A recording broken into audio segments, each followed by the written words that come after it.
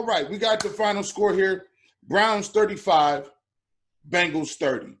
I really thought this was a really, really, really entertaining game. If you're a fan of just scoring and back and forth action, I think this is a really good game for people to watch. It was entertaining, and it was just cool to see the Browns actually be able to put that amount of points on the board, 35. And it was a pleasure, and it was a fun seeing, I think, one of the superstars in the game, Joe Burrow. You know, everybody's really high on him, but for as much as praise that he gets, he actually warrants that praise. When you look at this game in the second half, threw the ball almost 60 times, I think 60 plus odd times. So, and he kept getting hit, knocked down a lot, kept getting back up, firing the ball, kept throwing the ball, kept spreading, the ball around. And I don't know who this sample cat is. Good gracious. Man, he's not a sample. That is a whole main course. He called like 8 passes.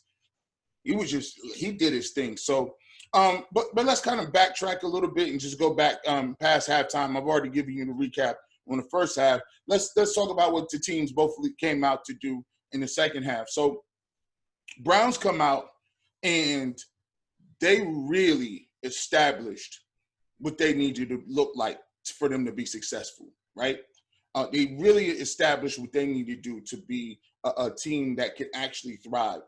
Play action first half, guys open, hit a couple of deep balls, and now you come back to the second half, and then you got Chubb and Hunt, Chubb and Hunt, Hunt and Chubb, Chubb and Hunt.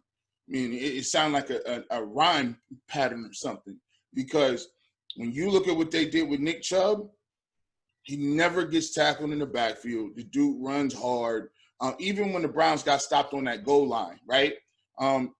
They came right back to him after Myles Garrett got the strip sack, which was a huge play, because to be truthful, when did the Browns really even stop Joe Burrow? They didn't. You know, that's the only time that flipped the complexion of the game when Myles Garrett shows up. And thank you, Myles Garrett. You must have been paying attention to me too. Stop stealing my notes and stay out my windows, because obviously you must have heard me. Myles Garrett comes up and gets that huge strip sack, puts the ball on the goal line. I think that was huge. That was tremendous, right? But I also want to give the Bengals credit too. They actually had a crazy goal line stand. I think they played extremely hard. I thought Sample played awesome. The tight end that got hurt for them played awesome before he got hurt in the fourth quarter. So I think they played hard. Tyler Boyd played well. A.J. Green shows he still got it. They just need some help up front. They got Mixon. They got Bernard as a mix-up type back. They just need some more offensive linemen to complement that. But as far as Joe Burrow is concerned, he was putting the ball on the money. I mean, he was putting them everywhere. He's getting knocked down. He's still putting it on the money. Even fighting late in that game, he's still out of the pocket making plays. And I think he was really impressive on the national stage. But I want to get to Baker Mayfield a little bit too. So in the second half, they're running the ball. And it was an interception where Baker throws this pass over the middle. And it's one of those things where it's a Baker thing, right? So I totally agree with what Aikman and Buck were saying in the studio. Baker Mayfield, it is an emotional player. OBJ is an emotional player. The guys like that, they have to use an energy level, inner fire to have them unlock their attributes. It's like playing Madden or 2K and somebody's the X Factor, right? You know, you got an X Factor badge where if you score a lot of points or you may get the ball 3 times in a row, all of a sudden your ratings change because you're feeling it now. I'm into the game. And we all know individuals, we all know people who play better once they got a rhythm going, or they play better when they see the ball go in. Like Steph Curry might be shooting threes, right? Klay Thompson, the Splash Brothers, some of the best three-point shooters in the world, right? Sometimes those shots ain't gonna go in, but what they do is they get an opportunity. Hey, if my shot's not going, let me go to the basket. Let me get to the rim and give me a couple finishes at the rim. Hey, let me get fouled. Go to the free throw line, knock a couple down. Now I saw the ball go through the net. Now I see, all right, I'm back. You just go, I'm back. I'm ready to go. You see that success, and that success builds on it. Baker Mayfield is one of those guys too, man. He's a guy that if he's hitting his throws and he's hitting you on time, it's never been debatable whether or not Baker Mayfield could play the position or had the physical attributes to do it. As you saw in some of those slow motion shots, he's throwing the ball in tight windows, and he got an arm. Like, he's a smaller quarterback, but he has a cannon. You know, sometimes what gets him in trouble is just that same double-edged sword where I think I can make these throws. I'm feeling myself a little bit. We rolling, and then you throw over the middle late. Actually, wasn't even late. The guy just wasn't open, to be truthful. So that, you know, those are things that I would like to see Baker grow and mature on and say, all right, well, let's look at this. They can't stop Kareem Hunt. He's getting 9, 10 a pop. They can't stop Chubb. What I'm going to do is if the play action is called, I'm going to say if the shot play ain't there, throw it in the stands. Live to fight another day. Because you know you can come right back and hand the ball off and get 6 more. So it's just about understanding the feel of the game, playing with some great emotion, playing with a chip on your shoulder, playing angry, but also not losing who you are and not being mentally blinded by your emotions and saying, okay, I really do want this dagger. I really do want that knockout punch, because we've seen it a lot today, even from Kevin Stefanski and in terms of what we've seen for Baker Mayfield. Both of them wanted the knockout. Look how many times Stefanski went for it on fourth down or on the goal line or whatever the case may be. You know, he was trying to instill some confidence in these guys to say, listen, man, we are just as talented as we know we are. You guys just got to get back to playing the type of football y'all played when they put you as one of the best receivers, OBJ. When we looked at Baker and said that you got one of the best accurate, strong arms that is coming out of the draft. We know you got that, but just use this up here, and then we can work that in. I thought they worked in the play action. I think they did a really good job of that. And also, I really believe, given how many injuries we had, there's certain guys that played very well on the defense. I thought Sheldon Richardson had a really good game. I thought that Denzel Ward out here looking like Revis in his prime. He might be. I might start naming him Revis Sanders with that 21 on. You know, we might just have to combine them two names. About time, man. Did you have to get called out too? Great.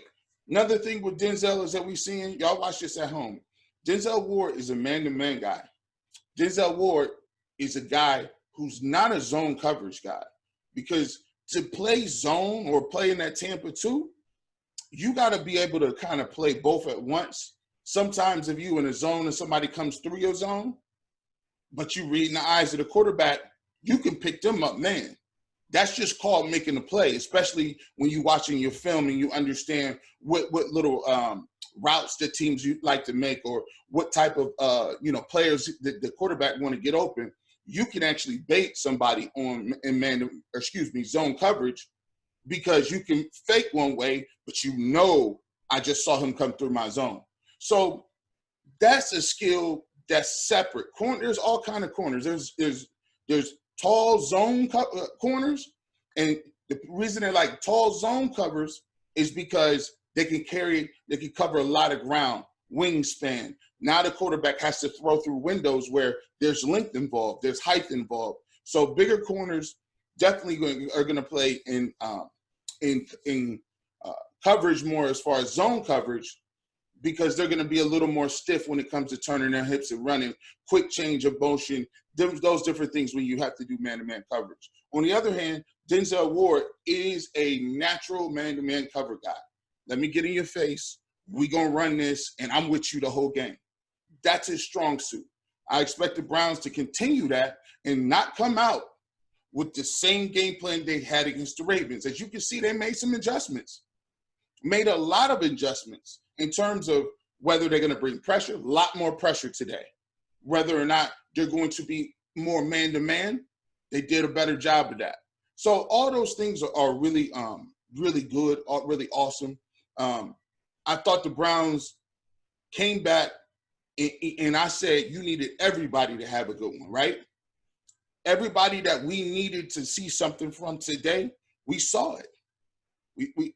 We OBJ gave us something, deep ball touchdown. Myles Garrett gave us something, strip sack, right? Kareem Hunt showed that I'm just not a glorified fullback and some slot guy. You see how well I run between the tackles? Chubb is always going to do what he want to do. And I thought Baker did a nice job today. Thought Baker solid. I think he would have had, for me, without the pick, I would have gave him A-. With the pick, I'm going to give him a B+. But that's still good. You got the win. And I'm telling you, and this is why I sat back before, and I said this. This game was so important because Baker understood, just like I did, yo, if I come out here and lose to this dude and my team is way better than theirs, and he come out here and outperform me, there might not be no coming back from that. It's facts. And so a lot of people that was on my last blog saying it's early, we ain't even panicking, don't nobody care about that, it's all good. No. See, as you can say, this is proof. Did you see the demeanor he came out with this game? Because he was like, I refuse to get beat out by this guy. His energy level, his enthusiasm. At the end of the game, you see him, Jarvis on one side, OBJ on the other side, and they chilling drinking Kool-Aid, right? Because now they understand, oh, I know what we're trying to do.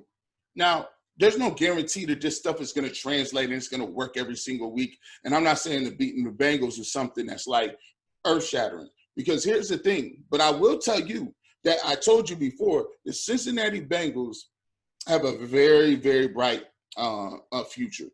And I think I got them going on a run. I got them at least getting 6-7 wins.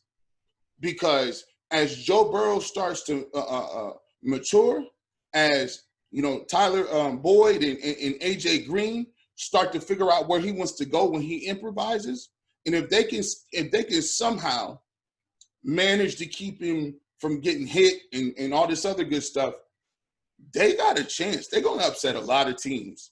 They played, think about it, played the Chargers tooth and nail. Should have won that game. This game, tooth and nail, close game. Burrow, if he got the ball, he's not going to let you get blown out like that. So I think the Bengals are going to be definitely a team that gets 6 to 7 wins. You don't really want to play them, and you definitely don't want to play them, as Joe Burrow has had an opportunity to see stuff. Because after about 6-7 games, he's going to have an idea, you're going to progress. You're going to keep going. You're going to keep moving, right? It just showed they threw him out there and said, throw 60 times. Now, I know it was because they were down, but the fact that they had confidence in him just to even throw 60 times, I commend him. I commend him. So this one is a big one. This one was a great one. I think Baker Mayfield can go back home and feel a little better about this one. And I think the whole Cleveland fan base can feel a little better because now we see moving forward what this game plan is supposed to be. I repeat, very important. Moving forward, we now understand what the game plan will be. There should never be a time when those two monsters, Chubb and Hunt, should not be fed 40 times.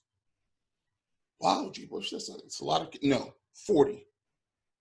You've seen that because when you get to the fourth quarter and you got to deal with them two monsters and how hard they run and don't go down and make people miss in the hole, unblocked defenders, sidestepping, jump cuts, hopping, spinning, running through people, stiff arming, And when you creep up and put people in the box, they can catch the ball out of the backfield. They're great on the screen game. That's the game plan. We see what they're supposed to look like. And if the Cleveland Browns can continue to do that, I've always said as a defensive lineman playing Division I football, I've always said, people don't understand how hard it is to stop the run. If it's 4th and 2, if I was a quarterback or a coordinator or a head coach, I go for it every time. Because me as a defensive lineman, when I played against people that punted on 4th and 2, I said, oh, thank God. Thank goodness. Boy, I ain't had nothing left. Thank goodness I was about to get blocked up here. You don't see me blowing air. You don't see me blowing air. I used to always be like, you suckers. Why would you not? I would have ran that. Come on. You know how hard it is to stop somebody for you know how hard it is to stop somebody to get 2 yards? And as a defensive lineman, you got to actually get off a block of a 320-pound man. Slim to none. So, you doing me a favor. It just is. So I would run the ball. We're going to continue to run the ball. And I actually think that the Browns can take this away. And I hope this pumps the brakes on the whole Baker OBJ thing, right? You know, you see what it can look like when you can move and make everything come together. And the quarterback does that. The QB does that. That's his responsibility. And I think Baker Mayfield took a little step up today. I think he took a step up. We want to see how that translates. Good job, fellas. No film tomorrow. Come on in on Sunday, get a little lift, and we back to it, man. Back to it, man. But as always, the AFC North, by far, I'm telling you, will be the best division in football.